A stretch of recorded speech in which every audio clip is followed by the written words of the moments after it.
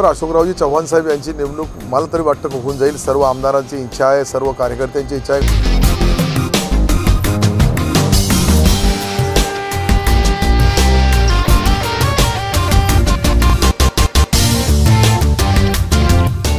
काँग्रेसचे खासदार अशोक चव्हाण यांचे कट्टर समर्थक आणि काँग्रेसचे माजी मंत्री अब्दुल सत्तार यांनी गांधी भवन येथे माणिकराव ठाकरे यांच्या जागी अशोक चव्हाण यांची महाराष्ट्र प्रदेश काँग्रेस कमिटीच्या अध्यक्षपदावर नेमणूक करावी अशी जोरदार मागणी लावून धरली आहे। त्यांच्या जागेवर अशोकरावजी चव्हाण साहेब यांची नेमणूक मला तरी वाटतं होऊन जाईल। सर्व आमदारांची इच्छा आहे, सर्व कार्यकर्त्यांची इच्छा आहे की अशोकराव चव्हाण साहेबाला जबाबदारी द्यावी। 2009 मध्ये जशी त्यांनी जबाबदारी पार पाडली, यावेळेसही ते जबाबदारी पार पाडतील। NMTV bureau report.